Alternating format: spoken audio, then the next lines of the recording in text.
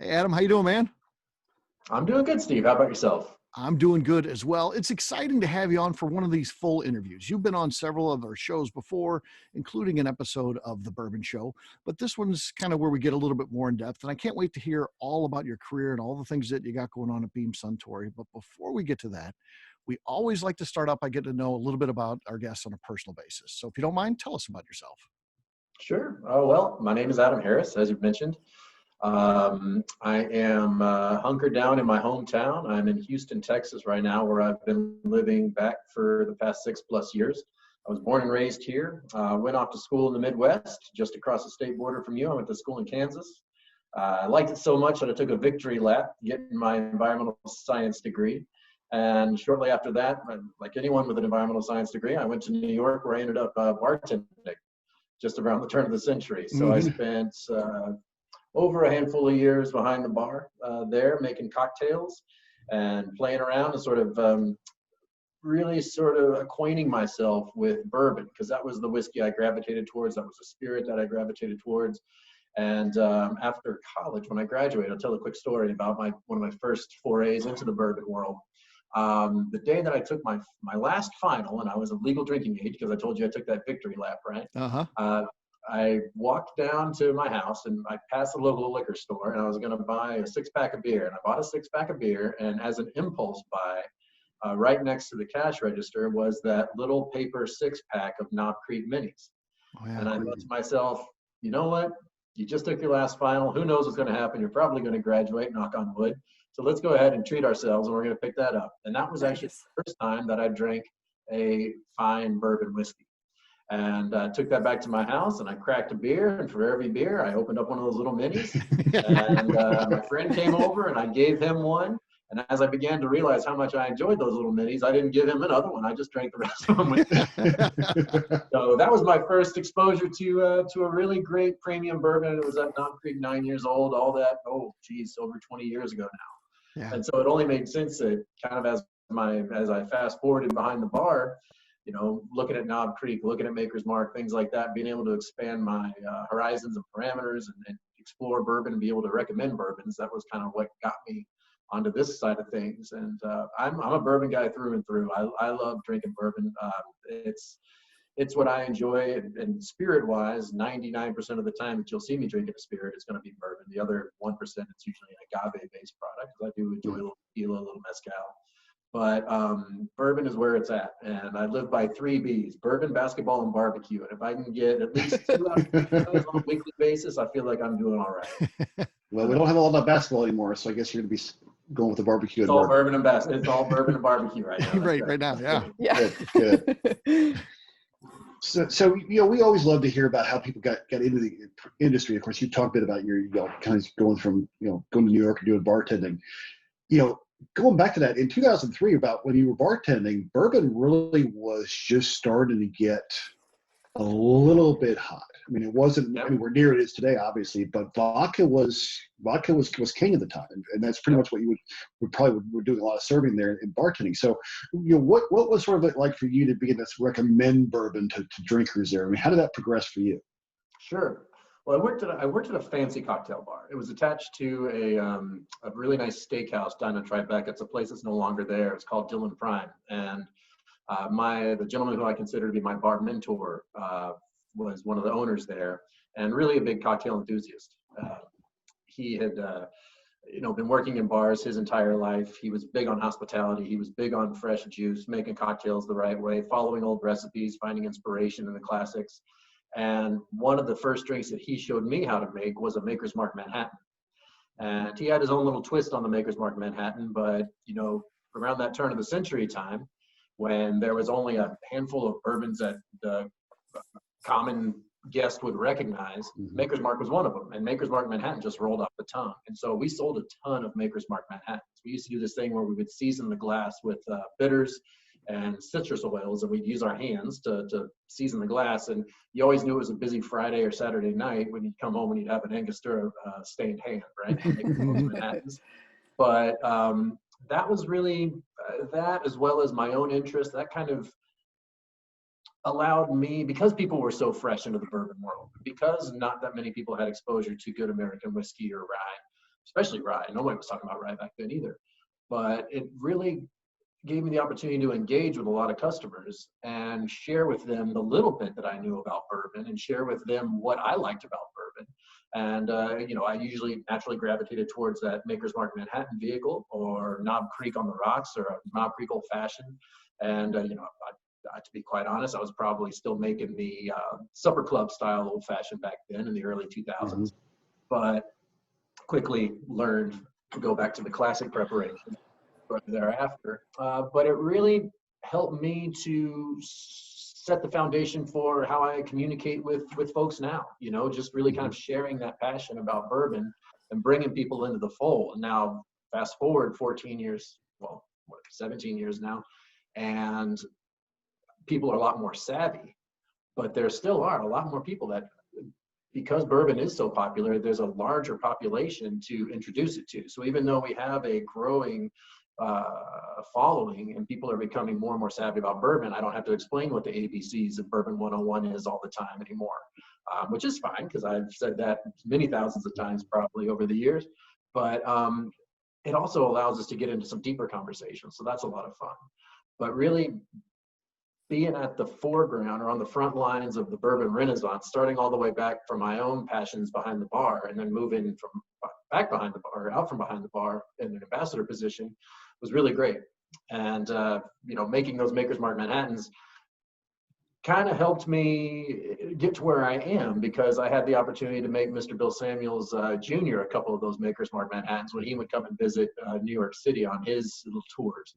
And he was friends with Michael, my mentor, as I mentioned, the co-owner of the bar. And getting to make, as someone who was getting into the bourbon world, getting to make Bill Samuels Jr. a cocktail and have him enjoy it and ask for another one was a pretty great compliment. Yeah. So, I guess so. well, serendipitous. I ended up working for him a couple of years later, Yeah. Mm-hmm. So how did this opportunity at Maker's Mark come up, and what were some of the things you started out doing there? Sure. Maker's Mark was one of the first brands that I can think of that had what you would call an ambassador, right? Yeah. They had about 3 across the country back in the early 2000s. And the one in New York City was a guy by the name of John Henry, a living legend, just Johnny Hustle, right? He was everywhere all the time. There was more than one of them, and I don't know how he did it without cloning himself, because he was right in the spots, moving and shaking, putting the pieces together, getting Maker's Mark where it needed to be, helping to grow that brand in a way that was just incredibly admirable. And when he decided it was time for him to move on in his career and try something out on his own, he actually started his own little company for a while. And he's still very much an entrepreneur and doing well. He's up in the New York area. When it came time for him to find a successor, he had talked with some people, and a couple of other people put a good word in for me. And because of my passion for Maker's Mark and the way that I like to talk about bourbon, he recommended, as well as some other people recommended to Bill, that I take his place. And so, long story short, I got a little call from a woman who hired me. Her name's Bridget Gasper at the time. Different last name now, Macaulay. But Bridget gave me a ring, asked if I'd have breakfast with her one day, because they were interested in me being their new Maker's Mark ambassador to follow in John Henry's footsteps. And we had a really great breakfast. We were supposed to talk for about 45 minutes. We ended up talking for the better part of 2 hours. And the next day I was working for Maker's Mark. So Nice. That was a pretty cool happening. Yeah. And so because I just more or less worked in the New York area, it was all about just being out and about and making sure that Maker's Mark was where it needed to be and that people were aware of the brand. And, heck, trying to convince people that bourbon was not Tennessee whiskey, trying to convince people that bourbon was not Canadian whiskey, all those sort of things that we don't have to advocate for that much anymore. But it was a hell of a time. It was when the bar scene was really coming up. The cocktail renaissance was happening. You had all these amazing places, Pegu Club, Flatiron, Boys Only, PDT, Death and Company opening up. And just being able to be around that energy of that not only being part of a larger movement with bourbon, but also being part of a larger growing movement with cocktail culture. It was a really, really exciting time to be in New York. So it was a hell of a lot of fun. Awesome. Yeah. Yeah, it sounds like it. So at some point you became friends with a good friend of ours, Bernie Lubbers. What was it like working with Bernie? Yep. Bernie and I started just about the same time. So he was the Jim Beam Bourbon ambassador. Okay. He represented the Claremont distillery, and I was representing the Loretto distillery. I was more located in New York and traveled a little bit, and Bernie was, big and Bernie. Yeah. And he was traveling everywhere doing everything, and we'd get the chance to run into each other in New York here and there, or Kentucky when I got down to Kentucky. And we just became fast friends. I learned so much from him in my early days, and I continue to learn so much from him. He's kind of my guru.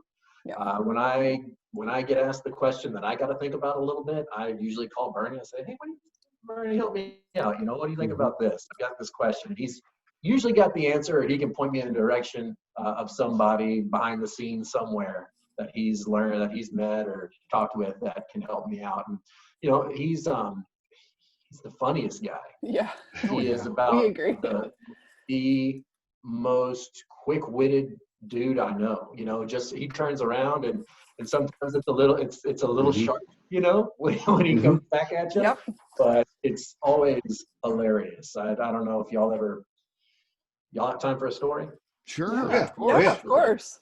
So when I first met Bernie, we would do tastings together, and I'd talk about Maker's Mark for my 30 minutes that I had, and then he would come and talk about small batch bourbon for the next 30 minutes, or I'd go see him do what he was going to do, and he'd see what I was going to do.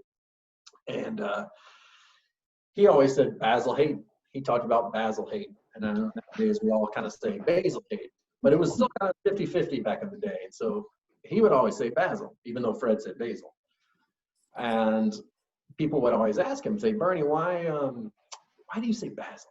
He goes, "Well, it's a true story. I'll tell you really quick."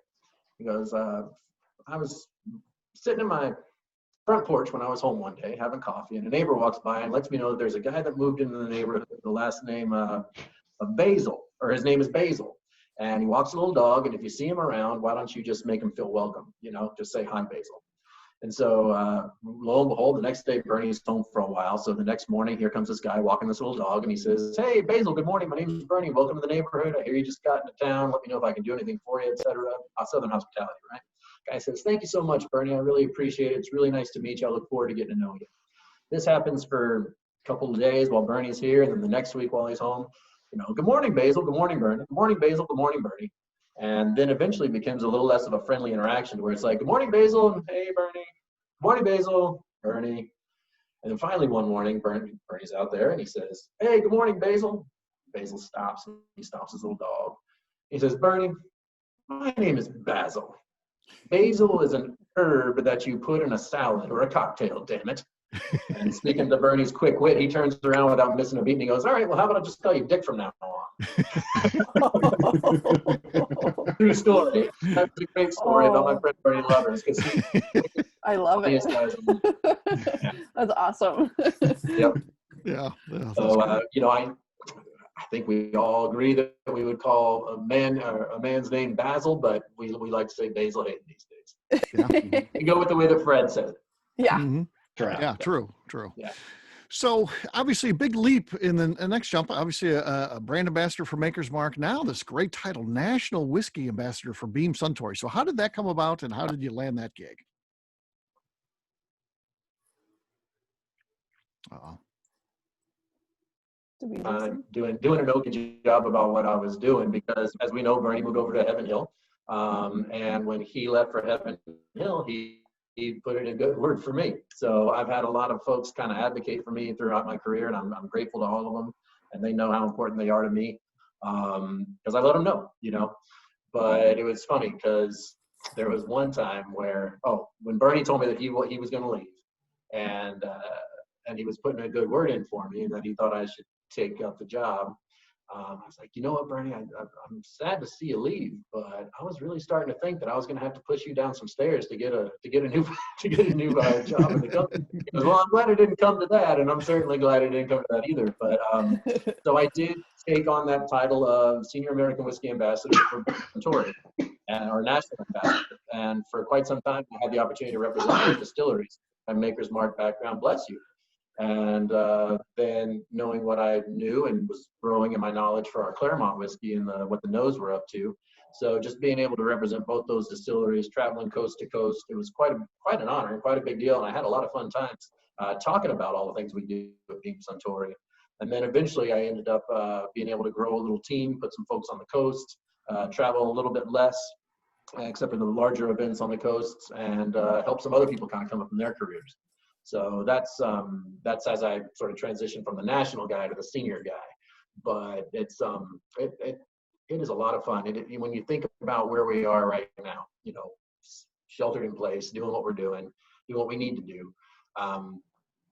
I have bar t-shirts, you know, I have pins from bars, and I feel like all I do is dress myself in memories, you know, of the times that I was out in San Jose, or the time that I was out in Miami and I'm putting on this bar shirt. And I have so many of them that it's so every day I get to spend a moment thinking about some great times in those places, whether it's Sweet Liberty or, you know, going out to this, Polite Provisions in San Diego, or, you know, one of my favorite bars in Austin. It could be, it's Nickel City. It's just like a trip down memory lane. It's more sweet than bitter, but, you know, a little bit bitter and sweet at the same time, because I'm really itching to go and see some friends.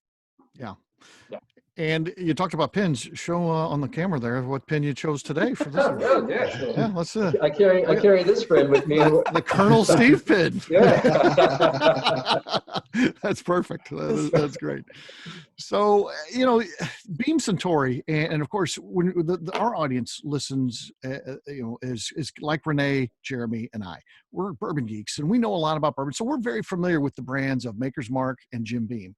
But Beam Suntory represents a lot of other whiskeys in that, and you are the national whiskey brand ambassador. So you're not just the American stuff. You have much more that is in your portfolio. So if you don't mind, tell us a little bit about some of the other whiskeys. Sure. Yeah. Well, I do just touch, nowadays I concentrate on the bourbon that comes out of Claremont. So I'm talking more about the Jim Beam and our small batch bourbons. I'm happy to talk about small batch bourbon if that's what you're leaning towards. But you know, our portfolio is really big. We make whiskey all over the world from all the major whiskey producing areas. Up north, we've got our LDI facility, or ADI facility, excuse me, up there in Alberta, which makes some fantastic Canadian whiskey. We've got our Canadian club footprint up there as well. When you go over to Ireland, you've got the Kilbeggan distillery, which is one of the oldest distilleries in the world. And then Scotland, we've got 5 distilleries: Lefroy, Bowmore, Auchentoshan, Glengarry, just to name a few there. And then, of course, everybody loves the hottest whiskey out there, which is Japanese whiskey. And so our Suntory family, they were the innovators, or the first family of Japanese whiskey there. And we have the Hagashu and the Yamazaki distillery. I was actually in January out there, getting to tour both of those wonderful distilleries, and it was fantastic. Really amazing stuff, and it's everything you heard. You know, it's really just special and fantastic. But getting back to the United States, where we are, you know, Jim Beam, definitely a popular name. It's the #1 bourbon in the world. Everybody knows it. It's an iconic bottle. You can't really think about bourbon without thinking about that bottle, actually, that white label bottle. But a lot of people sometimes are surprised, and even still today, you know, doing something like a Bourbon Fest in New Orleans, or doing something like Whiskey in the Winter in St. Louis. People will see a table of our products, and they'll see the white label and the black label, but then they'll start to see things like Basil Hayden, Knob Creek, Baker's, Booker's, small batch bourbons, and they're surprised to know that those small batch bourbons come from the Jim Beam distillery. And so it's always fun for me to be able to educate on the fact that I say this a lot: quantity is not exclusive of quality, right? You can make a lot of bourbon, you can make a little bit of bourbon, and we do it really well both ways. And we don't do one is not the other, just age longer. We do a lot of different things to make our small batches unique on several different levels of the bourbon making process. You know, we all share similar DNA as far as water, mash bill sometime, or most of the time, yeast strain most of the time. But then, like, what we can do to treat the bourbons different, from distillation proofs to barrel entry strengths to where they rest in a warehouse, to how long, to how we filter them or don't filter them, to how we bottle them. That's going to make all of those things so different. And so when you're talking about big bourbon, you're talking about Jim Beam White, we're going to look for about 1,000 barrels to 1,200 barrels to make a batch. Jim Beam Black, 800 barrels to make a batch. But then when we start to get into the Knob Creek, you know, maybe that's 400, 500 barrels, and that's probably our most popular small batch bourbon. So all these things are very, very different, and we're, you know, making it hand over fist as fast as we can. But it is a great thing to be able to talk about those small batch bourbons because we do have a lot of innovations that come out from them. And so Knob Creek, you see something kind of an LTO come out once a year or so with a new expression to Knob Creek. We had a quarter oak bourbon come out last year, which was phenomenal. I don't know if you had a chance to try that or not. Oh yeah. Mm-hmm. But I think that was a really special little sipper. I think for me, it was I don't mean to lead the witness, but I thought kind of like candied lemon heads. There was a really nice little thing going on in there that it was very unique to me. You know, I thought that was a flavor I'd never quite gotten before, especially out of a Knob. Our Knob Creek 12, kind of going with that one like sort of descriptor word. Our Knob Creek 12, which has just been out nationally this year. It screams cherry. It's cherry bomb. Everybody loves to find cherry in their bourbon, and that Knob Creek 12 has it on the nose, right? Right. At least I do. I think most people like to get that cherry note. Oh yeah. Yeah, of course. And there's also fun stuff too, like that people might not know from the Jim Beam Distillery. We've got Old Granddad, and Old Granddad is an industry favorite. You know, people love seeing that orange label behind the bar. Bartenders love it. I love it. 114 is kind of becoming more and more of a unicorn these days. We're doing some really fun stuff, releasing an Old Tub this year, which is a throwback to the Beam family's first successful bourbon. 225 years ago, Old Jake Beam had made some whiskey called Jake Beam whiskey or Old Jake Beam. They went through a couple of different bottles called Pebble Ford and Crystal Springs, things like that. But the real family whiskey that got them going was Old Tub whiskey. And they had the Old Tub distillery up until Jim Beam rebuilt a distillery that he bought before Prohibition, as we stand today in Claremont. And then later the family whiskey turned into the Jim Beam white label whiskey. But Old Tub is getting a little fanfare here on our anniversary, our 225th year this year. And we're doing it used to be a little Easter egg that you could get went to Claremont. But this is going to be, I always like to give you a little bit of scoop, Steve. Oh, yeah. Yep. Yeah. And non-chill filter too. Yeah. So this is a bottle and bond product, and it is a non-chill filter bottle and bond product. This will be based on our Jim Beam mash bill. It's got our Jim Beam yeast strain, obviously our water. So this isn't going back to the Old Tub recipe. This is just an homage to Old Tub, and it's different genetically from, say, a Jim Beam because we are non-chill filtered here. Yes. And it's a free bottle. Yeah. Is that going to vacation in Canada at all? If it's not, you reach out and you might get some bubble bath in the bale. Okay, cool. I'm a big bubble bath kind of gal. That's awesome. That is great. Olive oil or something like that. Yeah. Is that going to be just a one-time release, or is that going to be something? Okay. Yep. Okay. So It's get it when you see it, because it's our way to celebrate the 225th. I mean, we're doing some stuff with Jim Beam White Label as well. That's I don't know if you guys have, let's see, on the 225th bottle here. We have a augmented reality app. If you'll go and just download the Jim Beam AR, any bottle with a white label on it, doesn't even have to have that 225. If you'll take that app and aim it towards the label, they will show you, you'll see on your screen a little augmented reality that comes off of this. They'll read the label, and it will show you a little part of U.S. history where beams have been played a part, or something that we were doing as long as this has been a country, because, we were founded in 1776 as U.S., as the United States. And the Beam's been making bourbon since 1795. Jacob Beam was born here in 1760. So it's, there's been a Beam here as long as there's been a country. We've been making bourbon or whiskey and bourbon in this country almost as long as there's been a country to do it in. So it's pretty cool. I recommend checking out that little app. Yeah, very cool. That's Yeah. cool. No, I've had the 375 of the Old Tub. It's actually pretty good. When is that one that you just showed us coming out? So that's coming out this summertime. You'll be seeing that pretty soon. Yep, and it is very similar to what you drank from the distillery, the little hip flasks, Jeremy. Yep. This one's going to be non-chill filtered though. Okay, good. So it is definitely different. It's a lot chewier. There's got that nice Beam corn aspect to it, but it's definitely mouthier, and you kind of chew on a little bit more like a cornbread. Okay. Which I like. Great. Yeah. Can't wait to try that. Yeah, it's good. Now, throughout your career, you've seen sort of the rise of bourbon, and pretty much when you started, this whole ambassador concept was sort of taken over. And for a while, a lot of the master distillers and were faces of the brand. They would go out there and they'd go to the on premise, they'd go to stores, they would be trying to get people excited about bourbon at a time when it really was not as popular, nearly as popular as today.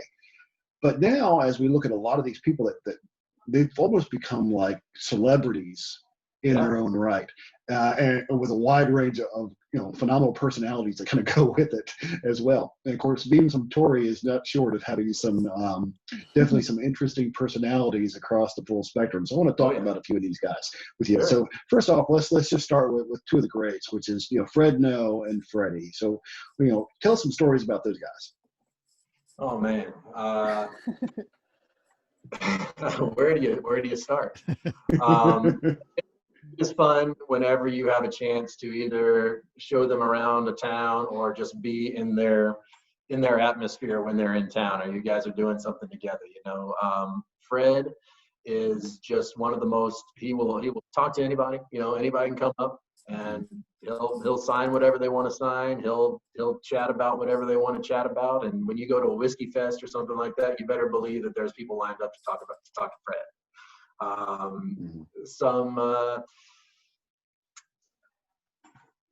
I like when he has quiet moments because I don't think he has a lot of quiet moments, right? So one night we had hosted a dinner together and we decided we were going to go to a little cocktail bar afterwards and just have a nice little time, just a small little group of us, and we would just sort of chill. And we got to the bar, and it's a nice little cocktail bar, and I ordered my drink and I asked him what he wants, and he goes, "I have a whiskey sour. I have a whiskey sour. I haven't had a good whiskey sour in a while." I'm like, "All right, Fred, I'll get you a whiskey sour." So we got him a whiskey sour, and we were talking, and midnight comes around, and usually sometimes we try to be going to bed or turning into a pumpkin by then to get up and do it again the next day, but like, "Fred, how you doing?" He's like, "I think I'll have another whiskey sour." It's like, "Oh, okay, you must have liked that whiskey sour." And so he drinks down, we have another drink, and we're just chatting and relaxing. And this is not the wild and crazy story, but it was one of my favorite stories, just being able to sit there and chill with Fred and talk about just kind of BSing, and just knowing that, he's comfortable with me and we're friends, and my company in that quiet moment was good enough, and certainly vice versa, just to be able to sit there and listen to him talk about his dad, and listen to him talk about how much pride he has for Freddie coming up and what Freddie's doing and the things that he is really championing at our distillery as far as positive, progressive movements and maintaining old traditions or reinstating old traditions or pushing boundaries with blends and things like that. As he's kind of seeing his, he's going to hang him up pretty soon. I imagine he's going to probably sit at home a lot more and be at the distillery a lot more sooner than later. And to hear and to see the pride that he has and just have those candid conversations is a really, really cool thing. Yeah. Freddie, on the other hand, is a lot of fun to kind of cut up with. I remember several years ago, when we were going to have to take the 8-year-old age statement off of Jim Beam Black, we were in Bardstown together drinking one of the little bars, and they had Jim Beam Black, and I was like, drink the 8-year while we still got it. And he would yell at me every single time that I ordered one of those Jim Beam Black 8 years. Like, "You save that for everybody else. You don't need to drink that. You save that for everybody else." All right, fine, I'll save it for everybody else. And then I went to Jim Beam. You should see how much Jim Beam 8-year I have. Jim Beam Black 8-year I have in my closet. But anyway, he's fun. When he came out with his little book, we were sitting around and facing the little book. And that chapter 1 was really cool. It was like this homage to the Jim Beam mash bill and Jim Beam white bourbon or Jim Beam bourbon. And I tasted it with him, and he sent me through all the different components, kind of like what we did that one time, Steve. Yep. And I started sipping on the components there, and then when we got to the final blend, I tasted it. I was like, "Damn, man, you made this?" He's like, "Hell yeah, I made that." It's like, "What's so hard about it? I made that." I was like, "I'm kidding, man. I know you made it. I know you made it." And he's never let me live it down. That one of the first things we ever talked about was, "Hey, did you?" But yeah, no, he's Freddie is it's very exciting to see what he's bringing to the table. You know, just the things that he's thinking about small batch bourbon. You know, he, just like Fred made it his mission when the 9-year came off of Knob Creek, he made it his mission to put that 9 back, right? Because it was in honor of his dad, and also because that Knob Creek 9-year was what Fred kind of cut his teeth traveling the globe with his pops was when they were promoting small batch bourbon. And so it was very important to get that 9-year back, which we do now have, which is really awesome to say at a time when age statements are going away.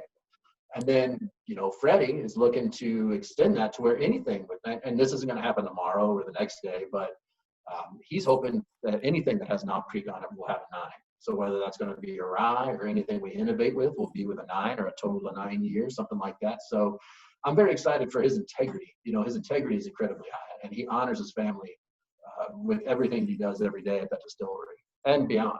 But it's really cool. And of course, you know, we could praise him for pioneering blends before anybody else did in the American whiskey category, at least. Yeah. Oh yeah. Doing all that awesome stuff there too. I mean, I thought the Little Book Chapter 3 was definitely a horse in the race for whiskey of the year, in my opinion. I thought it was really good. I agree. Hopefully you get a chance to try it. Mm-hmm. Yeah, super awesome.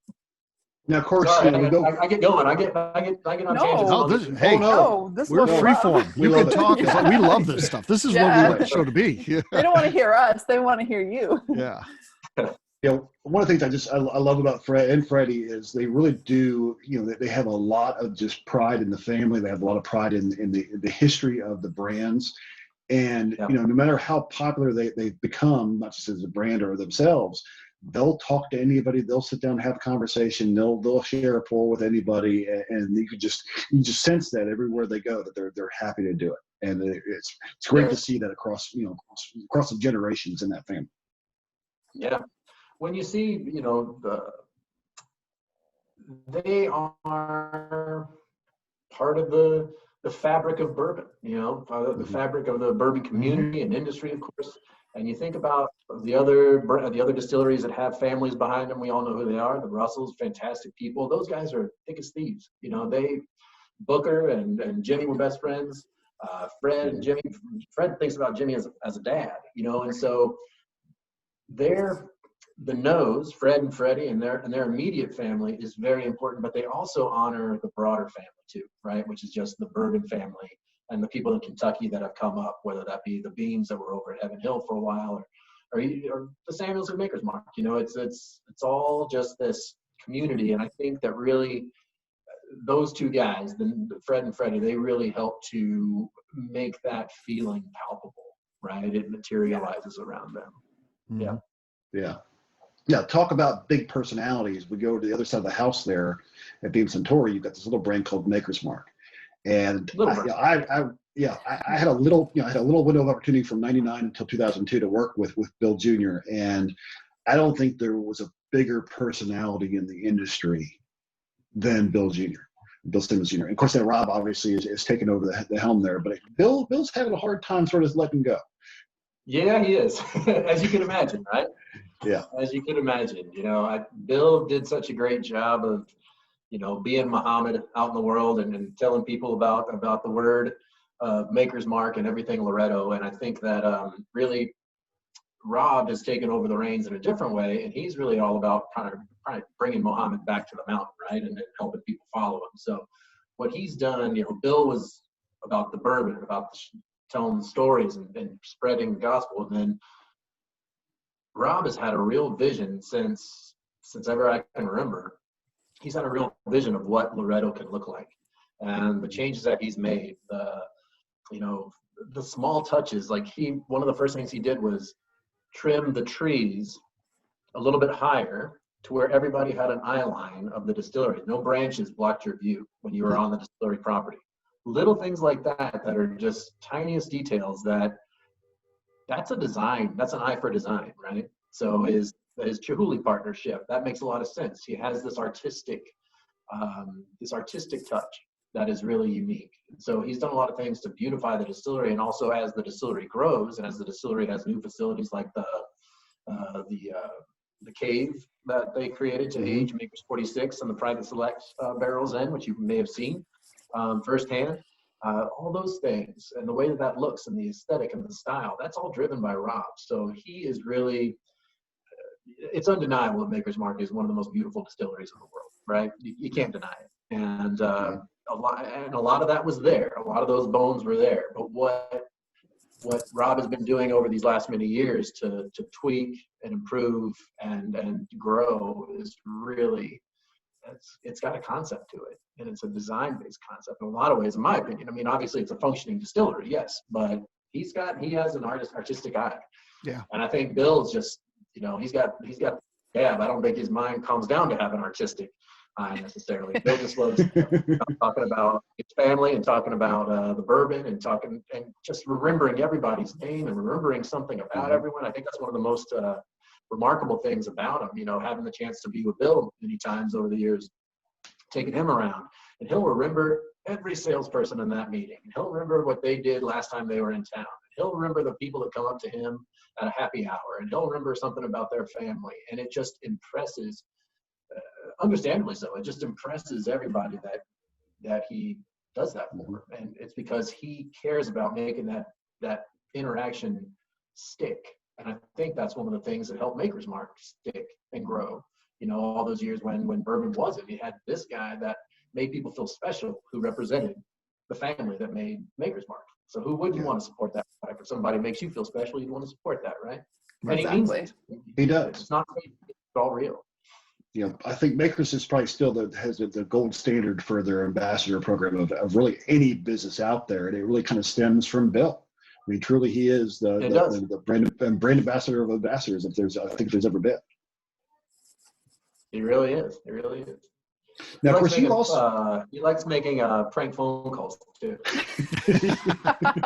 Yes, that's awesome. Yes, one time we were going to drive. He was in Austin, Texas one time when I was back living up in Austin, and we were at this tiny little liquor store, and we were looking at Garrison Brothers bourbon, and I was telling him the story about Garrison Brothers, and the clerk said, "Y'all should give him a call. He probably want to come see. He probably wants y'all to come see him." Now this is about a 2-hour drive away from Austin to Johnson City, about an hour and a half. We had a little time to kill, an appointment canceled or something. I said, well, if we hustle, we can get out there and go see him. And so we were going to drive out to Garrison Brothers, but along the way, there was this guy out in San Francisco who was one of an ambassador like me for Bill and Maker's Mark, and he had proposed doing a whiskey tasting at a retirement facility, an old folks home, and Bill was kind of giving him the business. He's like, we don't need to do a whiskey tasting at a retirement home. And so we hatched a plan that I would call up this guy up on the West Coast in San Francisco, like I was the events coordinator at a retirement facility, and trying to set him up for like a whole 6 months worth of tastings. And we were kind of leading him on and kind of joking with him a little bit and telling him what we were going to do and what he was going to get out of it and all that sort of stuff. And he was just going for it and making the plan bigger and better. And he was on speakerphone, and Bill was just cracking up the whole time. This guy named Ed Delman out in San Francisco. He's no longer with us, unfortunately.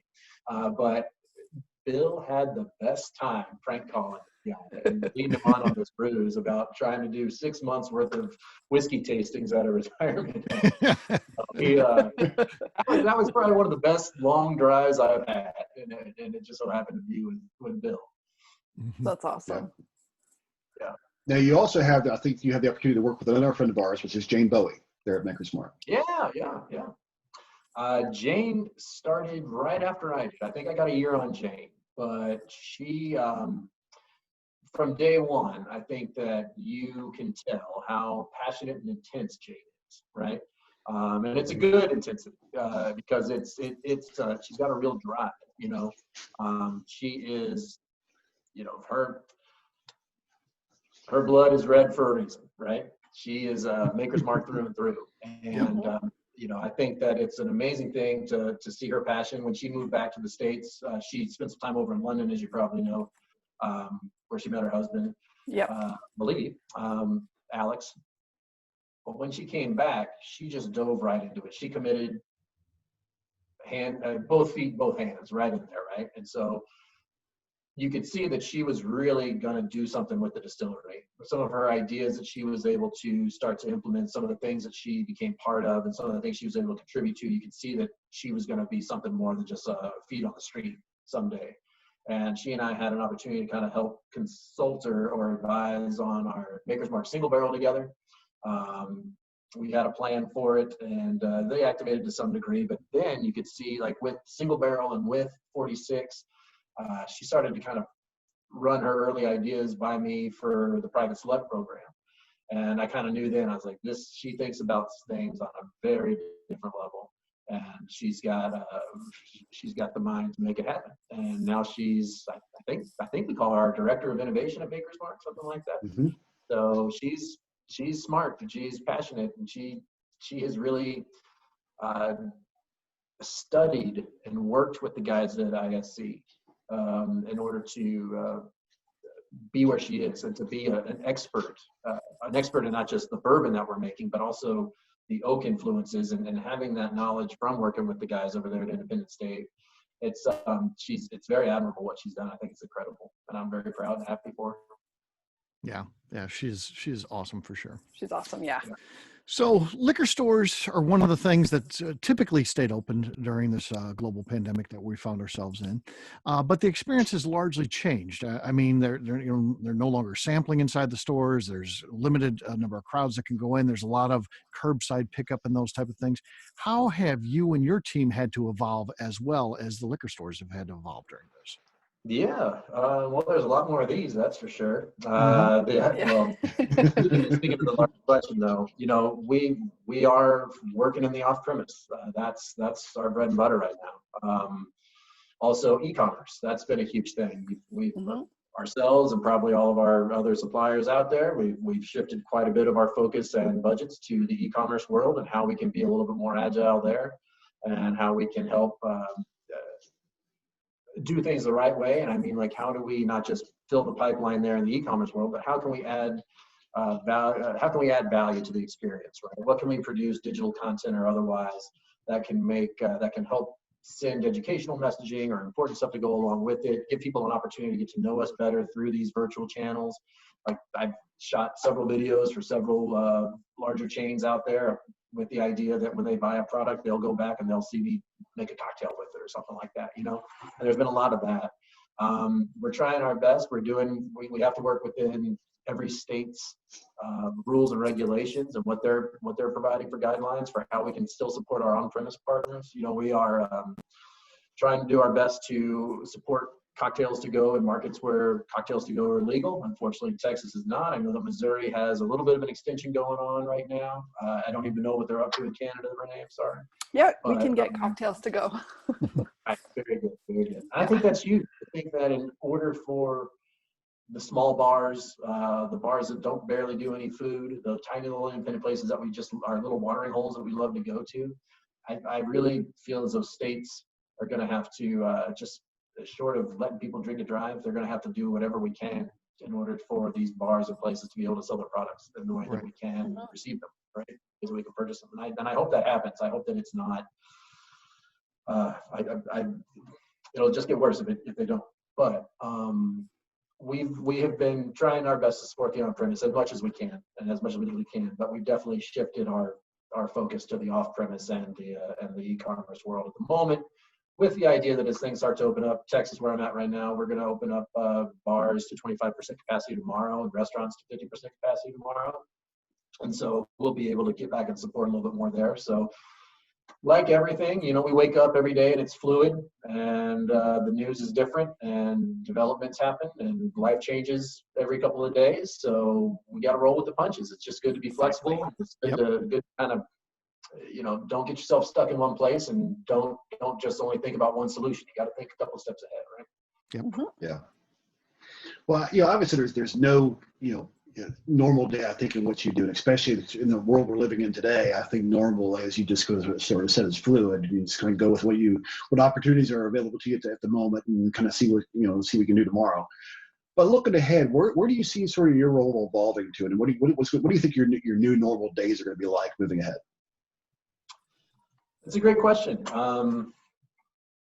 I think that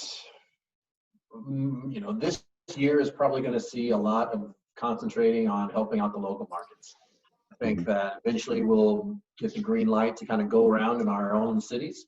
And I'm sure that what I'll be doing is doing my best to support bars and restaurants. I'll probably be focusing mostly on premise. Our off-premise systems are really kind of in place at this point, and we'll be continuing to support them, and we won't decrease that, but we have to really kind of help those guys that have been hurting the most. And whether that's through, just doing what we can do in person and supporting how we can support in person. And I think really, to me, the smart thing is going to be, we don't want to, even though we should be thinking about it, I don't think that we need to think that we are so smart as to know what to offer people yet.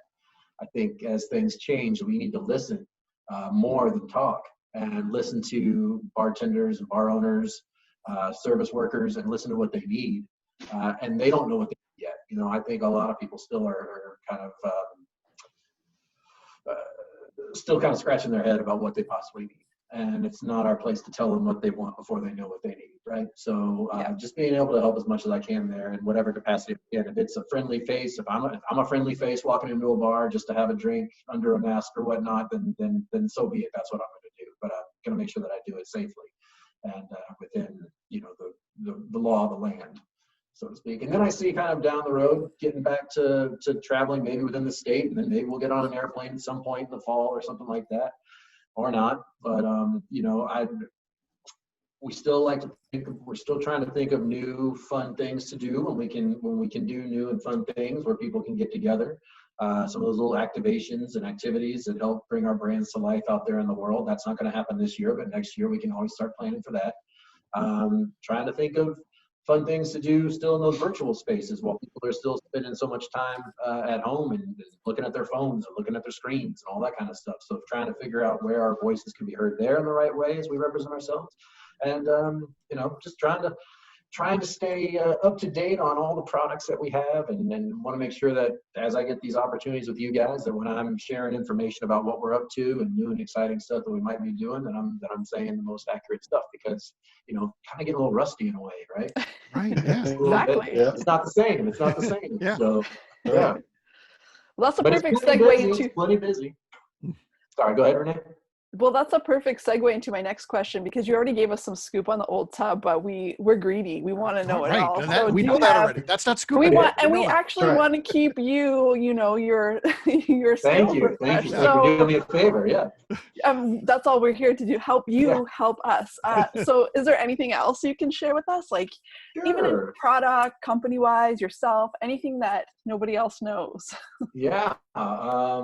Well, I will say that there's some cool Basil Hayden stuff coming out. Ooh, okay. Right now we have in some markets, Steve, I think you can get it. Jeremy, are you in Missouri as well? Oh, Kentucky. Right a little. Kentucky. Okay, so and you can get it too. We have a Basil Hayden 10-year-old rye, which is starting to find its way out in the world. Very exciting there. I had a chance to try it in the fall, and it is very fruity, very floral. It's got a nice little vanilla component to it. It's a very nice rye. We also have the return later this year, December 1st, of Basil Hayden 10-year, which is 10-year bourbon, which is really exciting. It's actually this guy right here. Okay. So Nice. you'll see him again. You may have caught him in the holiday last year, but it came and went off the shelf so fast that barely anybody knew about it. So this is the second year that we'll be releasing this. Cool. 10-year Basil Hayden. I think it looks like it's wearing a tuxedo. It's very Yeah. I like it. And then there's going to be some really exciting stuff happening around Old Overholt. You may have noticed that we've gone non-chill filter with Overholt. We raised the proof. We've gone through a little reformulation, a nice new bottle. Gave Abe his grumpy face back, which he's always had. He looked a little too friendly for a while there. So he's back to his old That's good. And then, yes, you're going to start seeing in the next year to 3 years, some stuff that I can't talk about right now, but Overholt is going to really you'll see Overholt sort of resuming its place and how important it is to the rye business. He's got the good. Uh, Let's just have a few drinks. Let's loosen. Yeah, let's loosen this thing up. Have a couple drinks and then tell us. Let's see how you make a cocktail and how you drink that. Let's do some bookers. Booker shots. Yeah. There So, will Adam, be a little book chapter 4 that'll Okay. be coming out this year too, toward That's the exciting. late summer fall. Also sworn to secrecy on the formulation there. I have heard that, and it is it's going to be very exciting. It's going to be very good. Yeah. Okay. It gets better every release, we think. yeah. Number 3, man, it's going to be hard to top number 3, and I haven't tried 4, but I've heard what's in it, and I trust Freddie, like You're I said. curious. Okay. Yeah. And it's going to be hard to beat number 3, but I Yeah. don't think that he peaked with his 3rd release. That's for sure. No. Okay. Okay. Yeah. That's good to know. Awesome.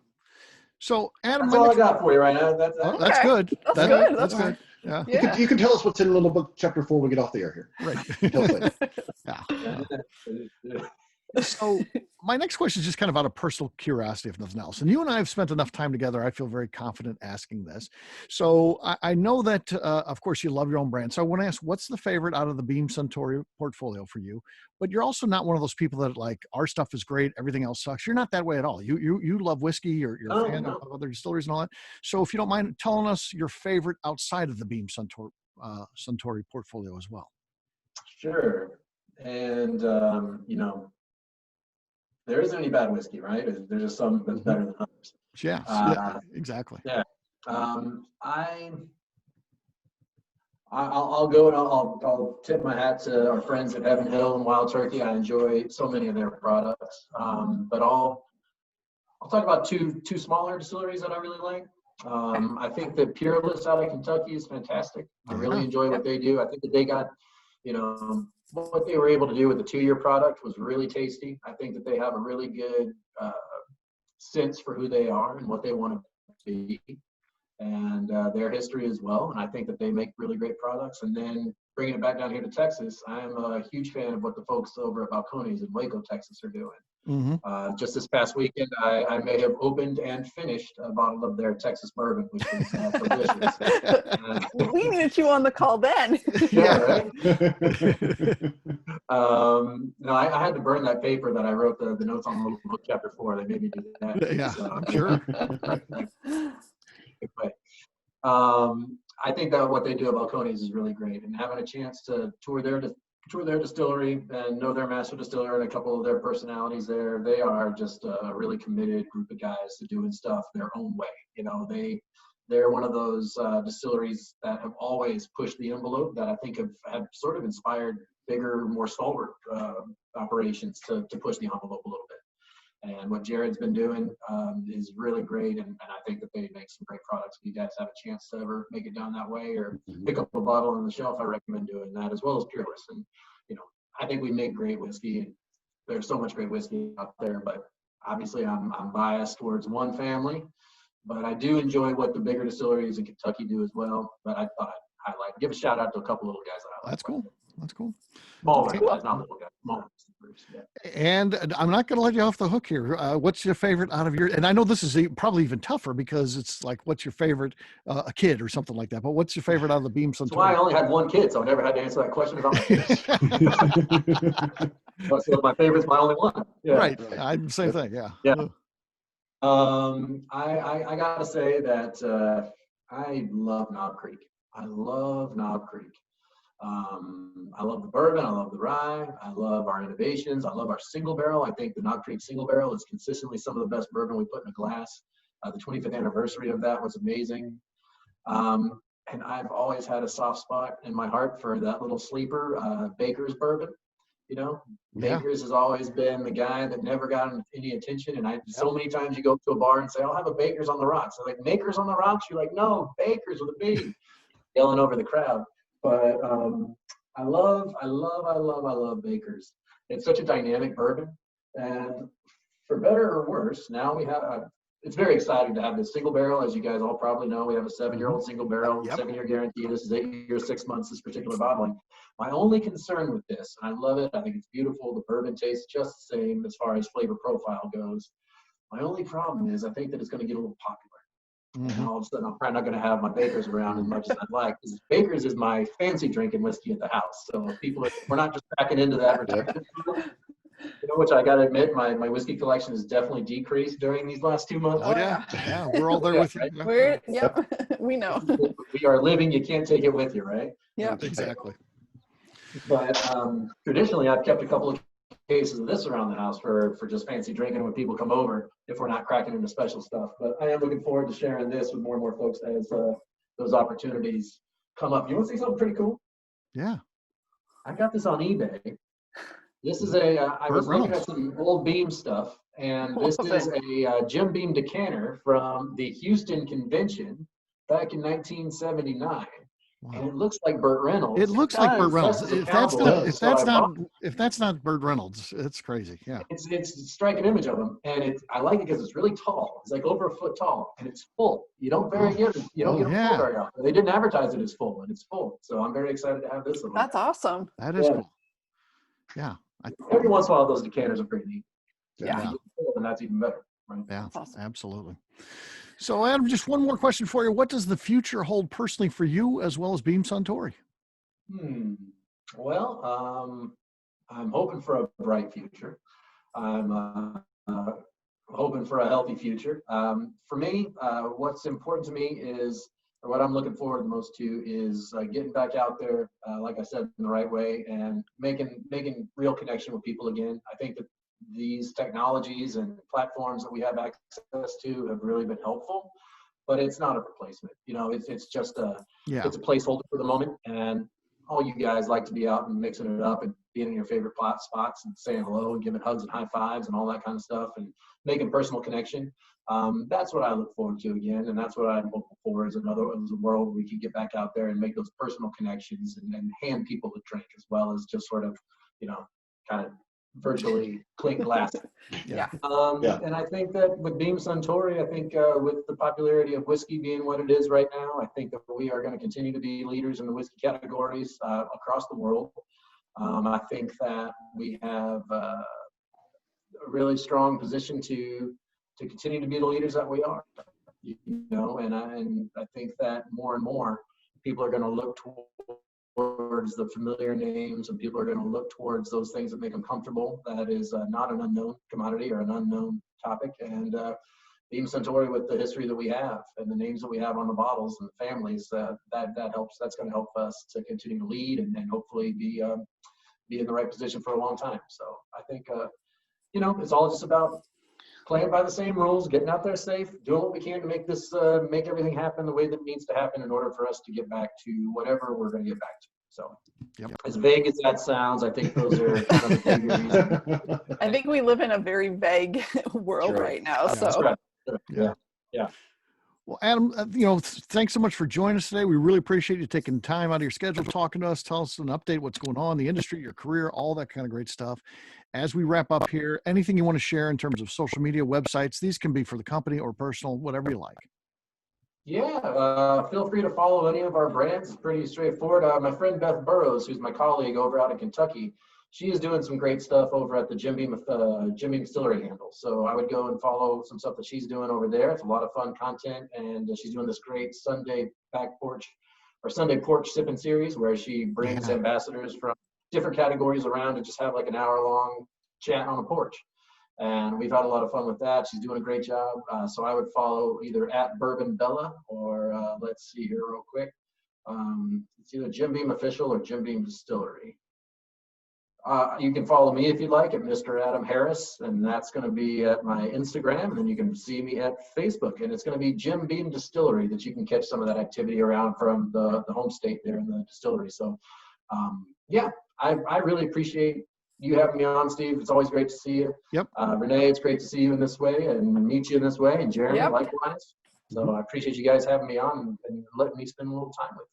Absolutely. Thank you. We appreciate you. Thanks so much, my friend. We appreciate it. Thank you. Until next time. All right. Cheers.